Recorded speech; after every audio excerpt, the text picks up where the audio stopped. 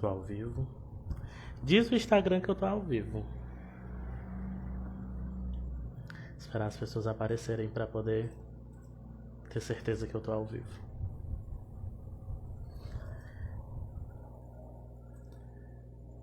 Boa noite, pessoal. Quem tá entrando? Será que se eu aumentar a luminosidade do celular me ajuda? Olha, parece que sim. Vou botar o tema da live.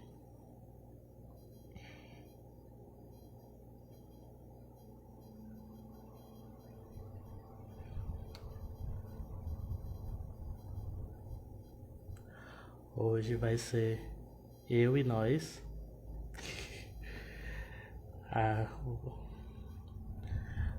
A Simone vai participar com a gente, mas ela vai ficar mais nos comentários e tal.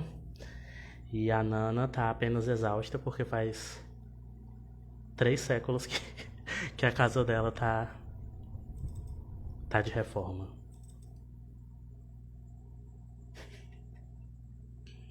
Tá dando pra ouvir legal. Tá. Fazendo o teste do fone. Tô me sentindo muito Coelce Natália.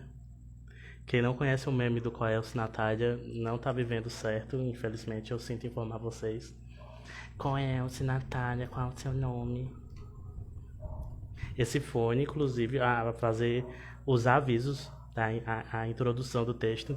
Esse fone foi comprado com o dinheiro do Apoia-se. Para poder melhorar a situação de áudio, né? Muito telefonista, espero que dando que esteja melhor.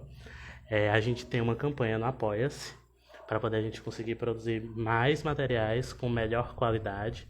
E a gente já está conseguindo, comprou os fones, começou a compra dos Sing Lights, tá? Agora o meu celular está aqui escorado na tela do notebook, da próxima vez já vai estar no ring light, então assim, é uma evolução, é apenas tudo. Bonaceira, Catuxa. Perfeito. Uma coisa, o barulho do ventilador tá saindo aí? Tomara que não, porque eu não consigo desligar o ventilador jamais, porque eu moro no Ceará, então não tem condições. Aqui é só quente, calor, mormaço, fuego, não tem descanso. Tudo. Passou no coisa de qualidade, né, Simone? E aí, campanha no Apoia-se. A descrição da campanha e tudo tá no nosso Linktree, como é o nome? Na bio do Instagram. Outra coisa, a gente começou uma coluna nova, o Não Money Art. A Camila que tá organizando o Não Money Art, tá ficando muito legal. Então, se vocês tiverem artes livres para enviar, pode ser poema, poesia, desenho, música, pode ser um vídeo de uma dança que tem a ver com não monogamia, pode enviar pra gente. Aí a gente tá fazendo uma curadoria e divulgando, né, essas pessoas.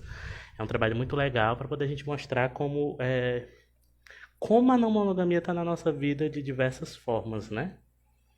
É muito legal. Eu tô adorando. Foram 2 poemas muito lindos. A gente já recebeu bastante coisa, então vai ter material para bastante tempo. Toda quinta, na Money Art.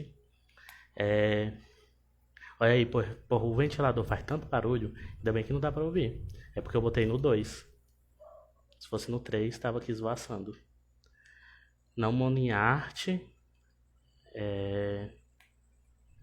Campanha no Apoia-se. Tá tudo na bio, como participar e tudo mais. E é isso. Quais serão as novidades? O que é que vem aí para 2021? Boa noite, pessoal. Então, começar com o tema da live, né? Já faz um tempinho que a gente está falando e o pessoal entrando. O tema da live hoje é não monogamia política, o que é? A ideia é a gente debater os 2 textos que falam sobre o tema. O Vitor tá ali na rede. Os 2 textos que falam sobre o tema. A gente tem um que fala sobre identidade, né? Da identidade política. E o outro que fala sobre... se aprofunda no porquê da gente utilizar esse conceito, né? Por que não monogamia política? E o outro é não monogamia política não monogamia como uma identidade política. Então, a gente vai partir desses dois textos para falar sobre esse tema, que é a não monogamia política. Como é que a gente articula esse conceito, né? Da onde é que surge, o que é que não é. Tipo, é muito importante a gente conseguir localizar para poder falar dele, né? E aí, lembrei o que eu ia dizer. Vocês podem mandar as perguntas no chat, normalmente, ou vocês podem mandar a pergunta aqui, que tem um íconezinho de pergunta. É um balão de conversa com uma interrogação. Se vocês mandam a pergunta aí, eu consigo fixar a pergunta para poder responder e aparecer na tela a pergunta. E quem mandou, para poder responder direto. E aí, isso ajuda a eu não me perder nas perguntas, né? Porque vai chegando as perguntas aí, ajuda a não se perder. Mas se vocês quiserem colocar no chat direto também, não tem problema. Pronto. Para falar de não monogamia política, eu acho que é importante a gente conseguir contextualizar a monogamia em si, né? Tipo, o que é monogamia? Inclusive, uma coisa que eu tenho conversado muito, debatido muito esse tempo, é sobre disputa de conceito. Existem muitos conceitos aplicados, né? A própria monogamia tem diversas definições e aplicações. A gente tem aplicação no contexto social, a gente tem aplicação no contexto biológico, a maneira como usam, né? Assim, a gente tem a maneira como as pessoas não monogâmicas articulam isso e tal. E aí, para falar de monogamia, eu peguei a definição do dicionário Michaelis Online, para poder começar. O dicionário Michaelis Online define monogamia como um sistema ou costume que durante a vigência do casamento impõe o homem ter uma única esposa e a mulher ter um único marido. Ou seja, é um sistema ou um costume, uma tradição, né, de que durante a vigência do casamento impõe ao homem ter uma só esposa e a mulher ter um único marido. É muito importante que essa definição já traz o conceito do casamento, né? Monogamia e casamento andam juntos, totalmente juntos, os conceitos, né? As instituições. O dicionário Dício Online define como regime social ou cultural, segundo o qual uma pessoa pode ter apenas um cônjuge enquanto estiver casada. E aí, se ela se separa, ela pode ter quantos ela quiser. Monogamia vem do grego e o mono significa né? E gamia, casamento. Ou seja, um casamento, monogamia, apenas um casamento. Essas definições são importantes porque às vezes as pessoas usam o termo e extrapolam o sentido dele para além do que o conceito e para além do que a própria etimologia da palavra apresenta, né? Mas isso é porque a língua é viva e tudo vai se transformando todo o tempo. Nesse sentido, os próprios dicionários já mostram que a monogamia não é apenas uma prática, ela é um sistema também, né? É um regime social, né? Tem um dicionário que define como regime social. E cultural, tá ligado à cultura também. A cultura daquele povo. E aí, a questão é que muitas vezes monogamia é articulada como sendo apenas a prática de ter um companheiro. Você tá com um namorado e aí você é monogâmico. Sendo que não é isso. Na própria definição do dicionário já não fala disso. Mas esse sentido de prática foi o que foi colocado para o senso comum. O senso comum lê monogamia como sendo a prática de ter apenas um parceiro, apenas uma parceria. E essa parceria é afetivo-sexual. Só que, para falar de não monogamia política, a gente usa um outro conceito de monogamia, que tem a ver com esse conceito do dicionário, e que é muito bem colocado pelas palavras da Brigitte Vassalo. Eu vou ler para vocês, esse é um trecho do livro Pensamento Monógamo, Terror Poliamoroso, que vai sair em português, então todo mundo fica atento. Isso daqui está na página 32 e 33. Ela define assim: A monogamia não é uma prática, é um sistema, uma forma de pensamento. É uma superestrutura que determina aquilo que defendemos como nossa vida privada, nossas práticas afetivo-sexuais, nossas relações amorosas.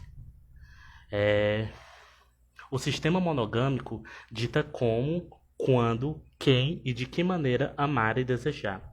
E também que circunstâncias são motivo de tristeza, quais devemos ter raiva, o que nos dói e o que não dói.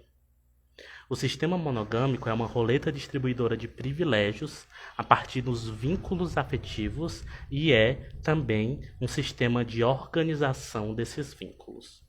Eu acho essa definição da Bassalo muito interessante. Inclusive, essa tradução é minha, muito ousada. Quando vier no livro, provavelmente vai estar diferente. Mas ela coloca muito bem como a monogamia é um sistema, é uma estrutura que atua nas nossas relações, para além das relações afetivas sexuais, porque ela atua no que a gente considera como vida privada. Mas ela também atua, quando a gente para pra pensar, no que a gente considera como vida pública, tipo no trabalho. Quando a gente tá no trabalho, a monogamia também vai pautar certas relações que a gente vai ter, por causa da nossa interação. Um exemplo muito legal disso ontem teve uma notícia, saiu em vários jornais, tem no G1 também, sobre uma briga que envolveu, eu acho que 6 pessoas, eu não lembro onde foi.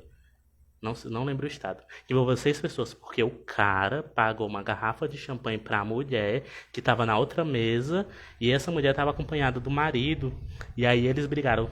6 homens brigaram pela honra, pela defesa disso, assim. Então, assim, eu vendo aquela notícia, fiquei pensando, tipo, e aí? Ninguém perguntou pra mulher como ela se sentiu, né?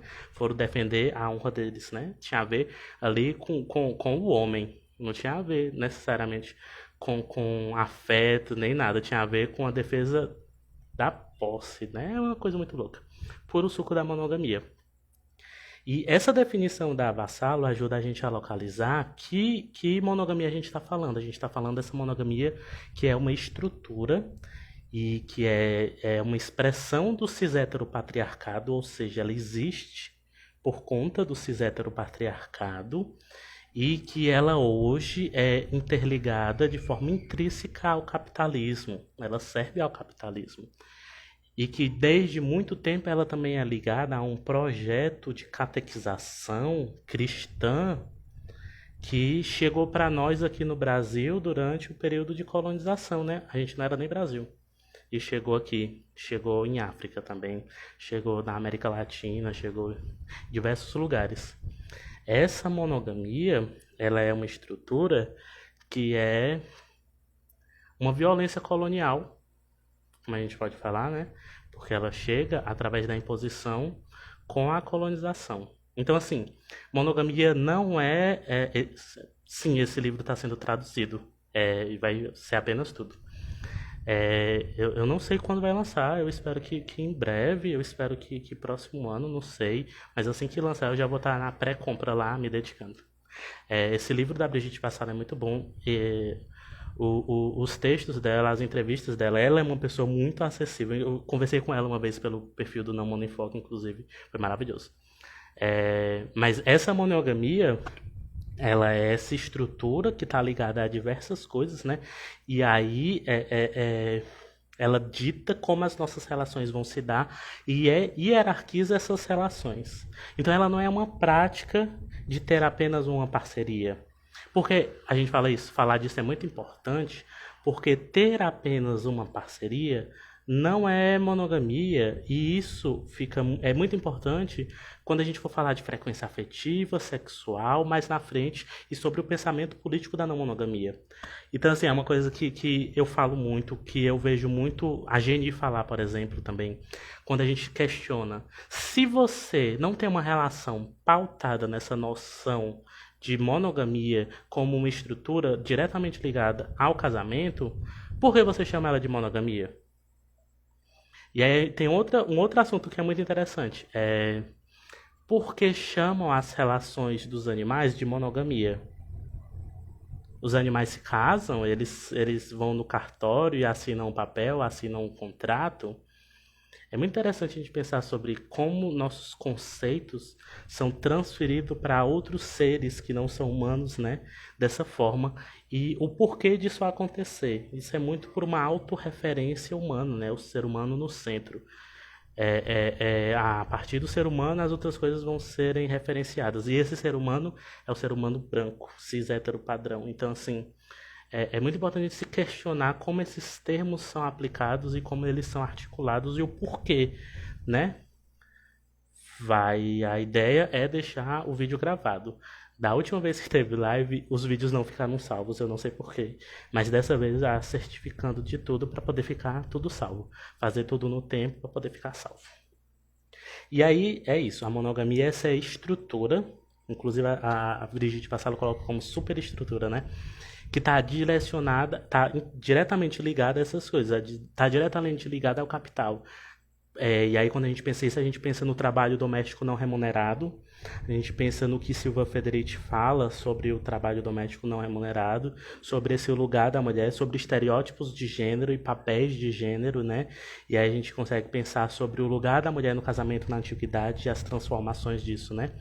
E aí ela está diretamente ligada ao racismo, à monogamia. Ah, como? Como está ligado ao racismo? A monogamia é uma imposição colonial. Ela chega para nós através do projeto de catequização dos portugueses no Brasil. E assim como ela chega em África, dois livros que vão falar, uma autora que vai falar muito bem sobre isso é a Oyeronke Oyezumi, pesquisadora nigeriana, no livro A Invenção da Mulher. Ela fala sobre o povo Yorubá e essa imposição da monogamia. É muito interessante, esse trecho eu adoro falar, eu escutei da Geni e aí fui ler o livro para poder entender. É muito interessante porque num determinado momento ela cita que para os colonizadores a escravidão que existia em África não era um problema, que a colonização ia melhorar a relação entre o senhor e o escravo, mas que a poligamia, foi como eles classificaram as relações do povo Yorubá, ela era irreversível, não tinha como fazer uma conciliação com as leis de Deus. Ou seja, para esse pessoal, a escravidão, ok, ótimo, vai ficar melhor com a colonização. Relações múltiplas, não, pecado, impossível. Daí a gente vê, né? A que propósito serve essa imposição do conceito cristão de casamento e monogamia. E tem a tese, tem um artigo que é uma parte da tese do Felipe. Aí, já que eu pego a referência, Felipe, que é casar sim, mas não para sempre. Pode procurar assim, artigo casar sim, mas não para sempre, que ele vai falar sobre os relacionamentos de indígenas Guarani na região do Paraguai e tal. E aí ele fala sobre como diversos rituais de relações dos indígenas foram sendo cerceados pelas intervenções dos catequizadores. E aí ele cita um exemplo que eu acho muito interessante. Tinha esse ritual específico em que um indígena, esses dois indígenas passavam a se relacionar, um homem e uma mulher. E aí, isso só entre eles. Então, para eles isso era ótimo, porque era homem e mulher e era só entre eles. Só que esse ritual não tinha o peso da ideia de para sempre. Não era um vínculo eterno. E isso, para os colonizadores, era inaceitável. Porque o casamento cristão é indissolúvel. Porque ele é a representação da união da igreja com Deus. E não pode acabar, não existe esse divórcio. Então, o que é que os colonizadores fizeram? Eles atacaram esses rituais até acabar com eles. Então, assim, mesmo uma relação entre duas pessoas que não seguiam a ideia de para sempre, que não seguia a ideia de casamento com Deus, que não seguia essa relação de casamento, de contrato, foi atacada. Então, assim, logo você vê que a questão da monogamia não é necessariamente quantidade, mas é mais que isso, né? E são leituras muito interessantes. Eu vou procurar aqui a referência para poder deixar para vocês. E aí, a gente vê que a imposição dela aqui no Brasil, na África, na América Latina como um todo, foi também uma imposição do projeto colonizador. Aí você pode dizer, mas tinham relações entre uma pessoa só e tal. Mas elas não eram pautadas no princípio da monogamia cristã, que hoje é a norma pra gente. A monogamia que a gente tem hoje não é o conceito de uma relação com uma só pessoa. Ela é todo um sistema bem organizado e, inclusive, defendido pelo Estado. Na Constituição tem falando que a família é a célula básica da sociedade. A fidelidade é uma das coisas, das obrigações do casamento, e o casamento é monogâmico. Recentemente teve uma decisão do STF que reafirma que a monogamia é o conceito de relação que o Estado brasileiro apoia. Então, assim, não tem como ser uma escolha. A Geni fez um texto sobre isso. Não tem como ser uma escolha se quando você diverge disso, você tem direitos civis negados. Então, assim, ela é diretamente ligada ao racismo por esse projeto de colonização. Essa monogamia que a gente está falando, né? E aí ela é diretamente ligada, por exemplo, à LGBTfobia. Por quê? Quando a monogamia se instaura, ela está diretamente ligada à reprodução e à proteção de bens. Os estereótipos e papéis de gênero são muito bem marcados nessa família monogâmica. Isso dá para ler no livro do Engels, né, A Origem da Família, da Propriedade Privada e do Estado, e no livro Abaixo a Família Monogâmica, do professor Sérgio Lessa também.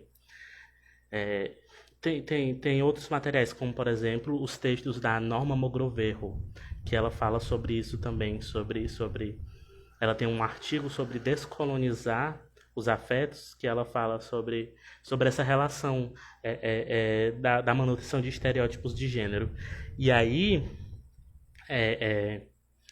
quando a gente pensa nessa construção e tal, é ligado a homem e mulher, a reprodução. A gente, pessoas LGBT que estão fora disso, desse homem e mulher, que esse homem e mulher que é homem e mulher cis. A gente que está fora disso, a gente não foi pensado nesse projeto de monogamia. Então, assim, não era para salvar nossos direitos, nem nossa propriedade, nem nossa posse. Inclusive, porque quem tem isso é a gente rica, né? Não é o meu caso. Então, ela está diretamente ligada à LGBTfobia também. Ela é uma estrutura que não foi feita pra gente. Então, quando a gente... eu vou escrever o nome da autora porque é Norma Mogrovejo. Ela é peruana. E ela tem livros muito interessantes, inclusive para mulheres lésbicas. Ela organiza um livro que fala sobre relações lésbicas não monogâmicas na América Latina. E é um material muito rico, porque algumas mulheres lésbicas me perguntaram sobre esses materiais, porque às vezes cansa ler coisas assim, meu Deus, é sobre homem e mulher, né? Mas enfim. A estrutura monogâmica está ligada a isso, a gente diz, né? Ao capital, ao racismo, ao patriarcado, ao reforço dos estereótipos de papéis de gênero. E aí, o que é não monogamia? Se a gente pega o nome não monogamia, ele parte de uma negação, ou não, da monogamia. Não monogamia. O que não fosse monogamia, nesse caso, seria não monogamia. Só que quando a gente pensa as relações que são estabelecidas sobre o guarda-chuva da não monogamia hoje em dia, é muito importante a gente se questionar sobre essas relações são de fato não monogamia, elas são uma negação da monogamia, e aí sem entrar em polêmicas também, assim. Eu parto muito de um princípio que a pessoa pode chamar, inclusive, de Jorginho. Se quiser chamar a sua relação de Jorginho, pode chamar. De coco, babaçou. não monogamia. Só que aí, pra gente, é muito importante partir de um conceito para poder definir, né? Então a gente pega não monogamia e parte do conceito de negação da monogamia, posição contra-hegemônica, anti-monogamia, no sentido de escolha por negar esse sistema colonial cristão de forma política, é uma decisão política. E aí, muitas pessoas falam sobre a política da não monogamia e o quanto a não monogamia tem que ser política. E não, isso não é novo. A anarquia relacional entra no guarda-chuva da não monogamia e ela fala sobre uma política da não monogamia, né? As relações livres, que é um conceito que surge aqui no Brasil, também fala dessa política da não monogamia no sentido de posição política. E aí as relações livres são pautadas no pensamento marxista, feminista, né? Então, inclusive, o poliamor nos Estados Unidos é um movimento político forte no sentido de garantia de direitos. É um movimento político. Só que esse político que a gente usa no não monogamia política é outra coisa. E é aí que a gente vai entrar, então, na não monogamia política.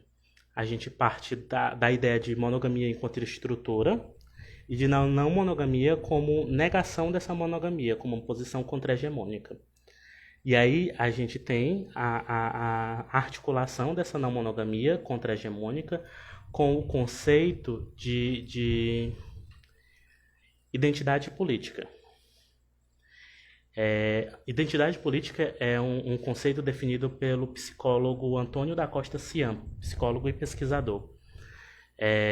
Ele define identidade política como aquela envolvida em lutas pela emancipação de diferentes grupos sociais que, em sua ação coletiva, revelam velhas ou novas opressões. Esse conceito de identidade política é muito importante para a não monogamia política. O política de não monogamia política vem de identidade política. A não monogamia política é uma identidade política que é diferente das políticas de identidade que o Ciampa fala também. Ele fala as políticas de identidade como um lugar que aprisiona a gente em estereótipos. Já a identidade política é essa luta por emancipação coletiva, que está articulada a grupos sociais. E aí, a não monogamia política que a gente fala no Não Monofoco, ela é essa identidade política envolvida pela emancipação de diferentes grupos sociais. E é um pensamento pautado na ideia anticolonial, porque a monogamia é uma violência colonial. Então, a não monogamia política é necessariamente anticolonial. Ela é pautada num pensamento anticapitalista, porque a monogamia serve diretamente ao capital. Ela é pautada num movimento contra o cis-heteropatriarcado, porque a monogamia é diretamente ligada ao cis-heteropatriarcado. Então, essa não monogamia política é uma construção de uma identidade política de luta contra essas estruturas de opressão que passa pela articulação de um projeto de vida pautado na não monogamia. E aí, esse projeto de vida é um pensamento coletivo.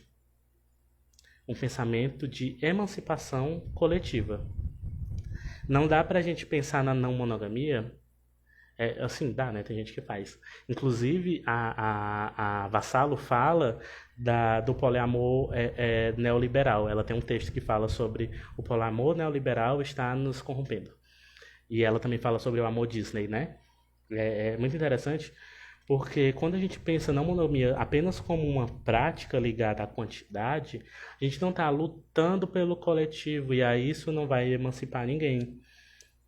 Ter vários parceiros não precisa de não monogamia, não precisa de um nome novo. As pessoas fazem isso desde que o mundo é mundo. Inclusive, a traição na monogamia é um constituinte básico.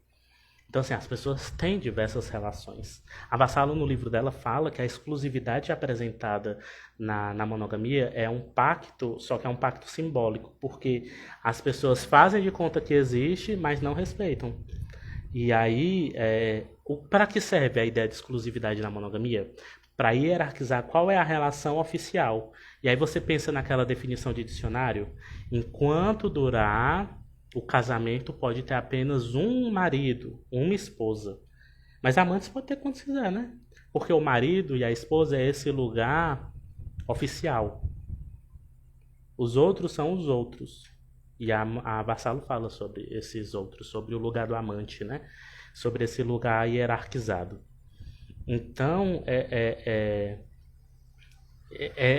esse pensamento da não monogamia como prática, como modelo de relacionamento, na minha opinião, isso é uma opinião pessoal minha, é uma maneira da estrutura se perpetuar. Não colabora para essa luta de emancipação. Então, assim, eu não vejo nada de político nisso, por exemplo. Eu não vejo nada de evoluído nisso. Ah, nossa, as pessoas são evoluídas, elas têm um trisal. É mais que isso, né? Tem mais que isso. E aí, quando a gente fala sobre identidade política, foi muito importante para mim articular esse conceito, porque eu ficava no dilema. Eu sou não mono, eu tenho relações não mono. E aí as pessoas, você tem relações não mono, se você não tá em uma relação, não tem não monogamia. Só que o conceito de identidade política é justamente esse conceito de projeto de vida, né? Projeto de vida. Se o meu projeto de vida é pautado numa ideia não monogâmica, ainda que eu não estivesse me relacionando de forma afetiva sexual com outra pessoa, eu não me relacionaria de forma monogâmica com ninguém. Então a não monogamia ainda orienta a minha vida, ainda orienta minhas relações. Ela ainda orienta as minhas relações, inclusive no sentido de eu saber que apesar de eu não estar em uma relação afetiva sexual, as minhas outras relações afetivas continuam sendo tão importantes quanto e sendo minha rede de afeto, rede de apoio.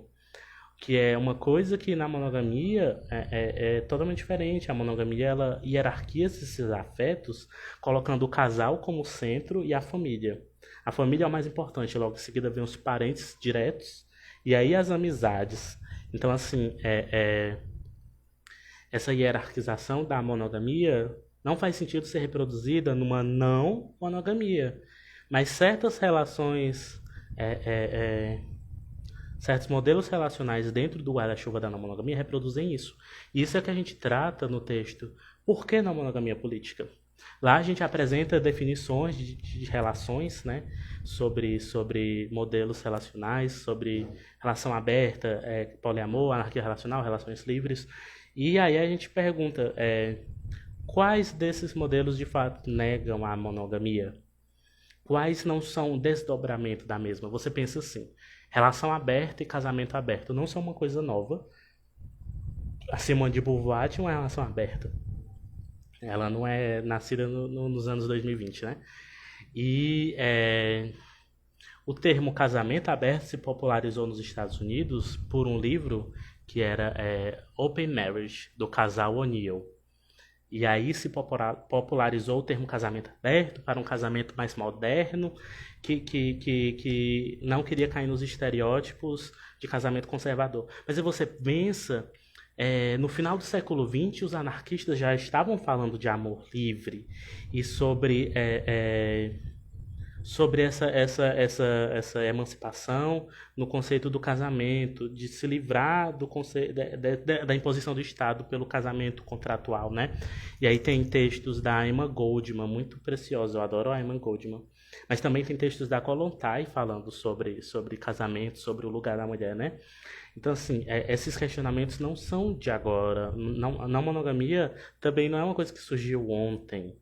Não é uma coisa da segunda década agora, né? A partir de 2010. Não.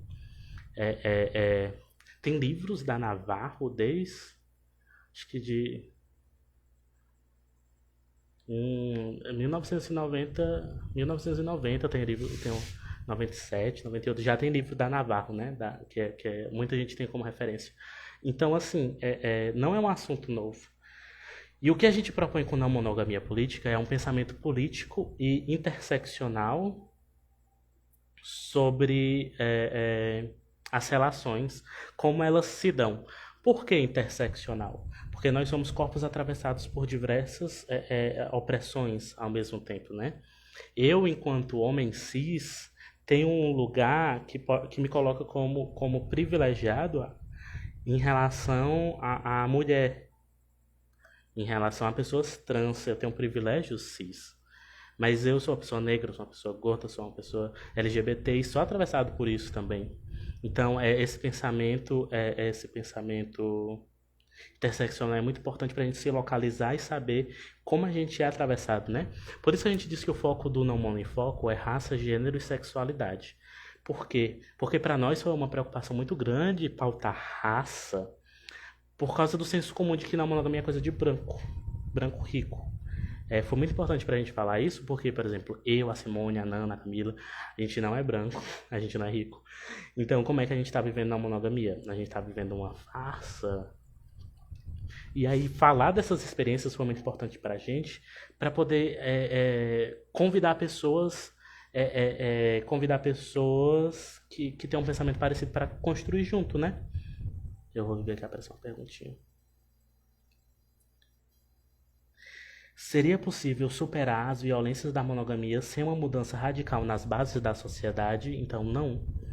É por isso que o projeto de não monogamia política ele é necessariamente um projeto anticapitalista. Não tem como a gente superar essas violências da monogamia sem superar o capital. Assim como não tem como a gente superar o capital sem superar a monogamia. Inclusive, o Engels, no fim do livro dele, ele pega e diz que superado o capitalismo e tal, né, superada a exploração do homem sobre o homem, a monogamia seria vivida de forma consensual e tal. Eu discordo totalmente. Engels, perdoe, mas monogamia, essa estrutura, ela está diretamente ligada. Se ela existe, é porque hoje o capital existe, né? Se ela existe, se ela continua a existir, é porque o capital continua a existir e é porque o projeto de colonização continua a existir, a colonialidade continua a reverberar nos nossos corpos. Então, é isso que eu ia falar logo em seguida, e eu ia citar o exemplo da Amanda Palha. A Amanda Palha tem 2 vídeos no YouTube da Boitempo que ela fala sobre mercantilização dos corpos e a necessidade de um pensamento radical se a gente for pensar não monogamia. E é isso que a gente coloca no nosso texto também. Por que não monogamia política? A gente faz um apelo por um pensamento radical. É um pensamento anti-monogamia. E nesse sentido ele é radical porque ele quer uma revolução da forma como a gente vive. Totalmente. Não é só a sua relação, não é só a sua vida privada. É a sua relação com seu vizinho, é a sua relação com sua mãe, é a sua relação com seus amigos. Porque, como a Sônia Guajajara fala, o sentido da vida é coletivo. Os ancestrais sempre falaram isso. A gente está vivendo de forma nuclear, individualizada, para que a exploração continue. O apoio coletivo, a vida em comunidade fortalece a gente, fortalece a luta popular. Então, é muito importante essa consciência, né? E é por isso que a gente tem um Monofoco, para conversar sobre isso, né? E convidar as pessoas. E aí, uma vez, teve uma palestra que a gente estava dando, eu e a Nana, que a pessoa disse assim, você disse... Parece muito passivo no sentido de você dizer que é um convite. E eu disse, olha, o que eu faço é um convite pela não monogamia política. Eu faço um convite porque eu não vou chegar a ninguém e dizer, olha, a partir de agora você está preso e você vai ser não monogâmico. Eu não sou a polícia da não monogamia. Então eu só posso fazer um convite pelas pessoas. Eu não vou fazer uma mágica e alterar o pensamento das pessoas. Mas no momento em que a pessoa escolhe, porque não monogamia é uma escolha, da mesma forma que monogamia não é inata, não é natural, não monogamia não é natural, é uma escolha política de oposição a essa monogamia. No momento que ela escolhe por um pensamento radical, por um pensamento de transformação social. E aí, cada pessoa vai construir de uma forma, né? Às vezes eu sou considerado mais incisivo quando eu falo as coisas assim. Porque eu digo, por exemplo, que hierarquia é uma coisa abominável. E as pessoas, porque o processo de desconstrução... Então, eu entendo o processo de desconstrução, porque eu também estou passando por ele. Só que a gente não pode naturalizar essas coisas, a gente não pode naturalizar a monogamia. A monogamia mata, gente, os números de feminicídio são diretamente ligados à monogamia. Então, não tem como relativizar. E algumas pessoas reclamam disso, né? Mas as pessoas reclamam de tudo. Você vê a Geni é uma pessoa muito firme, mas é uma pessoa muito consciente que fala muito amorzinho. É apaixonante ouvir a Geni. E ela fala sobre a artesania dos afetos. É um conceito muito poético, muito lindo. E as pessoas reclamam dela também, né? Então, assim, as pessoas vão reclamar. Porque qualquer coisa que qualquer coisa que vá contra esses construtos sociais que estão tão impregnados na gente que parecem naturais, as pessoas se armam e colocam como se fosse um ataque individual. Eu vou dar um exemplo. Eu falo que fechar a relação nunca é solução de nada, independente do contexto. Qualquer contexto que você perguntar pra mim, fechar a relação, eu vou dizer não, não rola. Porque qualquer problema que você pense, as pessoas têm na relação fechada já. Por que fechar vai solucionar algum problema? E aí eu lembro da Geni quando ela fala sobre os prazeres perversos da dominação. A gente precisa estar muito atento a isso. Controlar o outro, esses prazeres perversos estão presentes no nosso imaginário. Então, assim, é muito importante a gente estar atento a isso, né? E ser radical contra eles.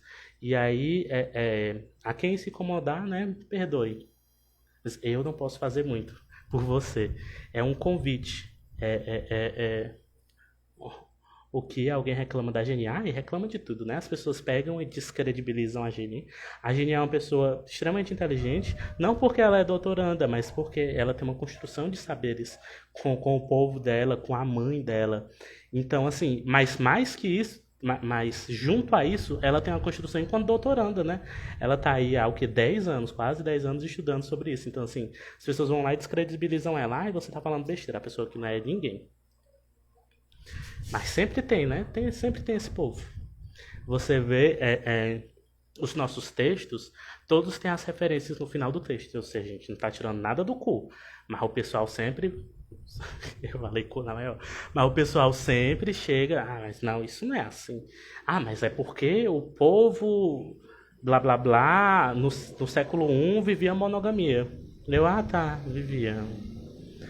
As pessoas não param para refletir sobre como os termos são aplicados a partir da visão colonizadora. É uma coisa que eu gosto muito de falar.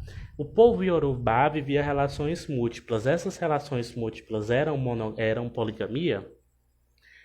Poligamia veio de poli, muitos, e gamia, casamento, muitos casamentos. Eles viviam outra relação, não era um casamento cristão. Esse gamia, do poligamia, vem do grego e está relacionado a esse casamento greco-romano que logo se torna o cristão. Por que aquilo é poligamia? Porque os colonizadores que classificaram. Da mesma forma como eles classificaram as relações indígenas aqui. Eles classificaram como poligamia relações que eram não monogamia, porque elas não eram monogamia. E quando você para pensar isso, você vê como é perigoso a gente não sair desse pensamento do colonizador. E é isso que é um projeto anticolonial. E aí a Geni sempre fala, né, que é descatequizar para descolonizar, que é essencial. Descatequizar para descolonizar, né? E descolonizando, se colocando contra essa perpetuação das colonialidades, que a gente vai conseguir uma emancipação coletiva. Não tem como haver uma emancipação dentro da lógica do colonizador, né? A Audre Lorde fala, né, que não tem como desmantelar a casa do mestre com as ferramentas do mestre. E é justamente por isso que a não monogamia política, é esse pensamento anticolonial, anticapitalista. E aí ai, meu Deus. A Ana Paula colocou aqui: a importância de entender que a hierarquia é parte fundamental para a perpetuação das opressões é fundamental. Se a gente não entende isso, fica muito complicado desfazer a ideia de que a forma como. As hierarquias são a espinha dorsal da monogamia. A Maria Lugones fala que o pensamento dicotômico e hierárquico é base para o pensamento capitalista e colonial. Por a monogamia ser uma expressão do heteropatriarcado, ela é pautada nesse pensamento colonial e hierárquico. As hierarquias, elas servem um propósito. E não tem como, na minha opinião, ser não monogamia se tem hierarquia. Não tem como ser não monogamia se tem hierarquia. Se tem hierarquia, ainda é monogamia. A hierarquia é uma das primeiras coisas que a gente tem que romper para ser não monogamia. Só que isso não significa que hoje você vai magicamente perder a necessidade de ser o centro junto do seu casal. Não, isso significa que é um processo, e esse processo é eterno, contínuo. A gente segue sendo bombardeado pela mídia com a ideia de amor romântico, né? O amor romântico é uma outra coisa que está diretamente ligada à monogamia. Não era. O amor romântico foi incorporado pela monogamia. Monogamia e casamento era diretamente ligado à proteção de bens e um contrato de vantagens.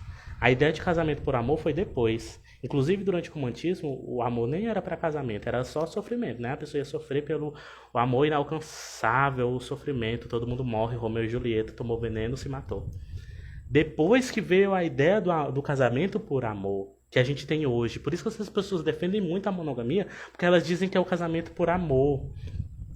Mas que amor é esse que precisa da ideia de exclusividade? Por que amor e exclusividade estão diretamente ligados? Se a exclusividade servia na monogamia antes da ideia de amor para proteção da propriedade. Se essa ideia de exclusividade segue sendo necessária, é porque a monogamia segue sendo diretamente ligada à proteção de bens e propriedade. Ou seja, a monogamia hoje ainda é diretamente ligada à propriedade privada, né? A gente vê os casos de violência doméstica em que os homens colocam a mulher como sendo a pessoa que tem que limpar, tem que cozinhar, tem que comprar, cuidar dos meninos. Esse é o lugar dela. E esse lugar da mulher na monogamia, inclusive a gente tem um texto com esse nome, né? O lugar da mulher na monogamia, é de muito tempo. E é uma perpetuação. Apesar das transformações sociais da monogamia, esse lugar segue muito presente.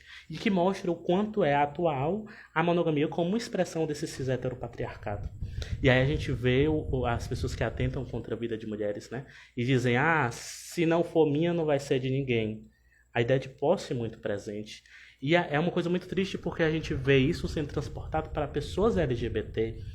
A violência de casais homo, de casais lésbicos, nesse sentido também, porque é uma assimilação da nossa parte. E aí isso fica para uma outra live que tem um texto sobre isso, que é um assunto que eu gosto muito de falar também.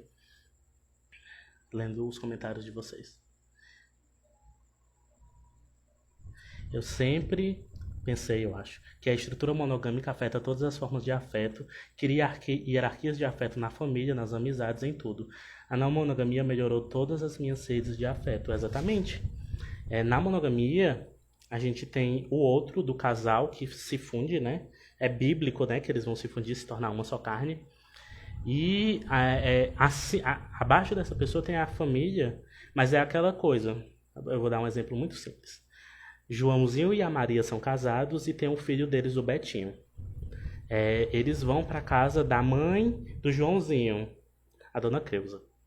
E aí a dona Creuza vê o Betinho fazendo alguma coisa e vai brigar com ele. E aí ela é repreendida, porque ela não pode fazer certas coisas, porque tem um limite do que a avó pode fazer e a partir daqui é o que a mãe pode fazer. Esse lugar aqui do que a mãe pode fazer é esse lugar em que a mulher, a esposa, né, está hierarquicamente superior à mãe do companheiro dela pelos privilégios do casamento, pelos privilégios de ser esposa, né? Isso empobrece as relações. Eu vou dar um exemplo da minha vida, né? Eu fui criado, eu hoje tenho 26 anos, porque lá atrás teve um monte de gente que me criou.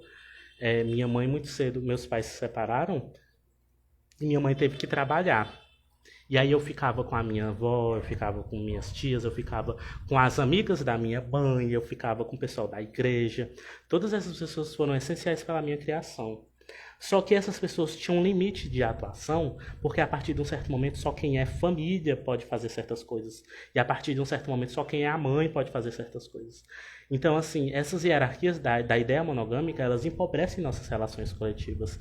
Sem elas, a vida em comunidade é potencializada, porque todos passam a se responsabilizar pelas crianças, pelos idosos.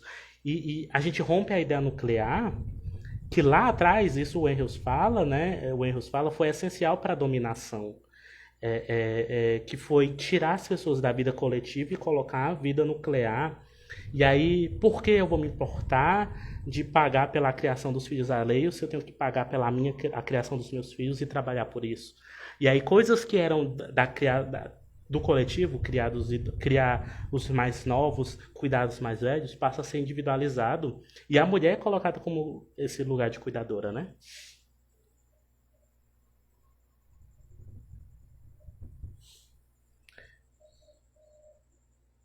A gente finge que a família nuclear é autossuficiente.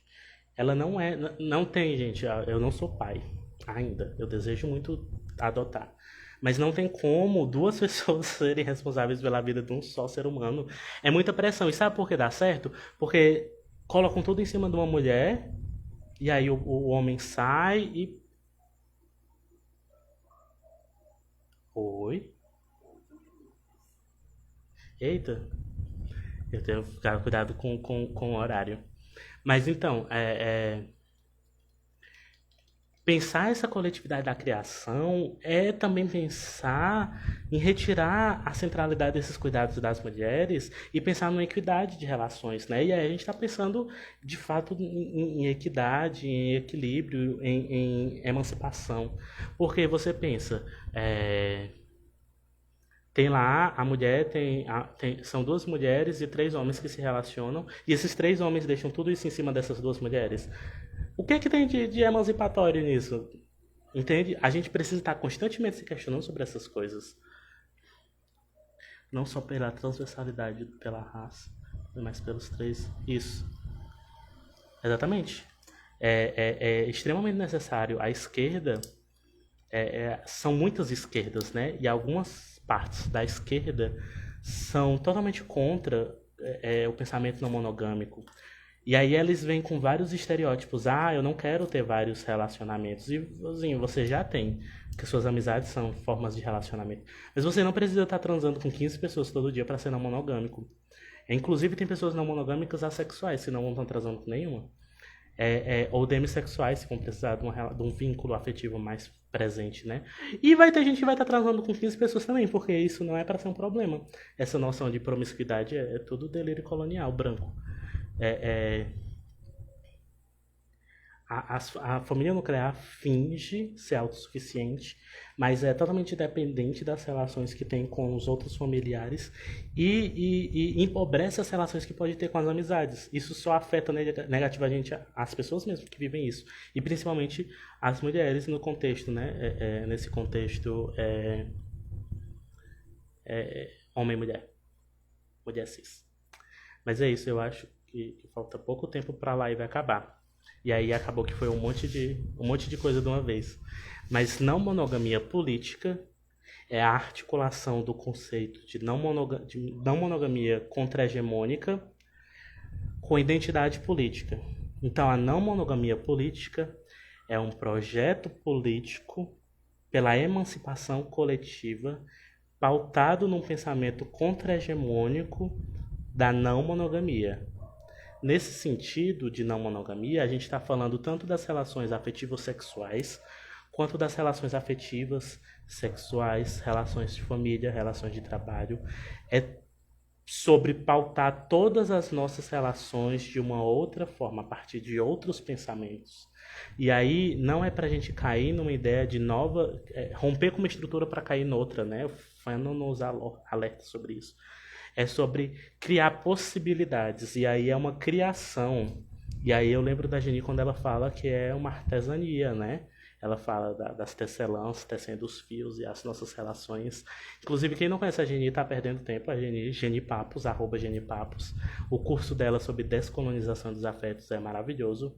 Mas tudo que ela fala também, os textos dela também, então assim, procurem a Geni.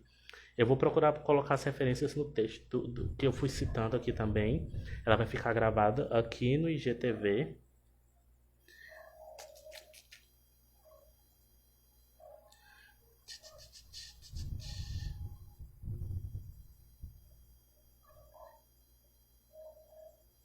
Sim, exatamente. Me incomoda muito você não poder intervir porque você tem um limite.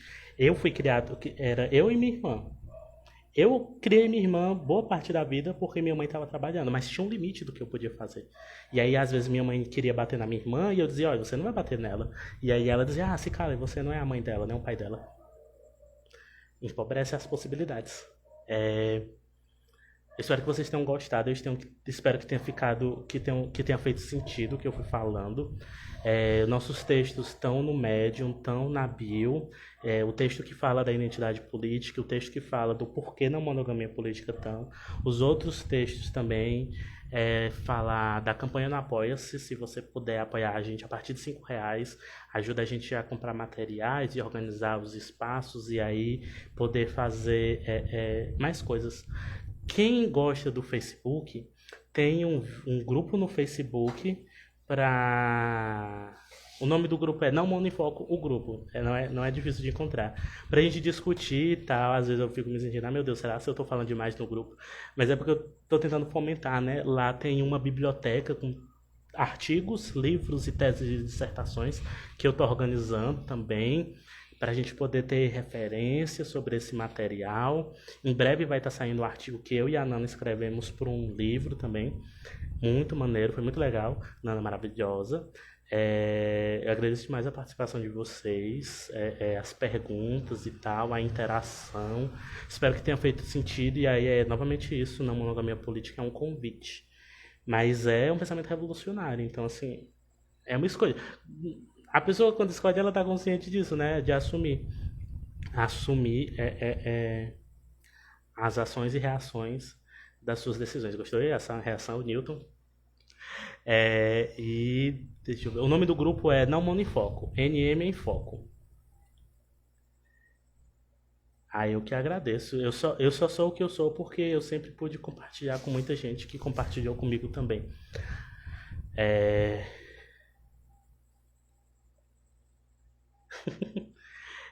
a ideia é construir isso junto, é uma construção coletiva.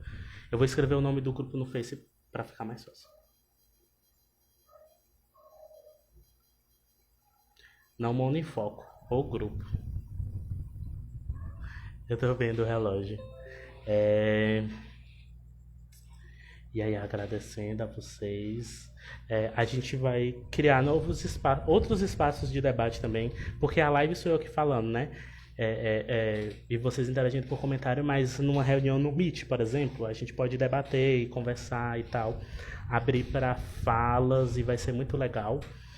No grupo, no Facebook, a gente vai começar assim, a partir do próximo mês. No começo do mês a gente vai postar um texto e no final do mês a gente vai fazer um encontro para debater aquele texto. Eu vou dar um spoiler para vocês. O primeiro texto vai ser o Abrir Amores, Fechar Fronteiras, da Brigitte Vassalo, que ela lançou recentemente e ela, de forma muito inteligente, vai articulando a questão das fronteiras geopolíticas com a questão das fronteiras dos amores. E aí a gente vai discutir isso no final de janeiro, né? Então, quem quiser entrar no grupo, entra, que vai ser bem-vindo. A live vai ficar salva no IGTV. E aí a ideia da campanha na Apoia-se é a gente conseguir produzir um podcast. Quando vem um podcast? Quando a gente conseguir terminar as produções iniciais, né? Porque a gente está organizando vinheta e edição. Mas esses materiais, tipo o microfone, o fone de ouvido, o ring light para os vídeos. Mas é tudo para poder a gente conseguir produzir o podcast também e atuar em mais mídias, né? E assim como é a coluna nova, o Não Mono Arte, né? Que são artes livres, inspirado no livro Não Monogamia LGBT, que traz artes livres.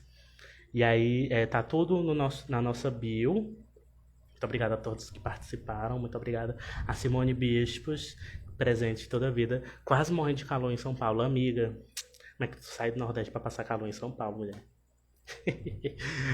E é isso. Eu vou esperar dar o tempo da live pra poder. Porque eu não sei como é os Paranauê. Eu tenho medo de perder a live, que nem aconteceu da outra vez. Mas segundo o timer aqui, vai fechar já já.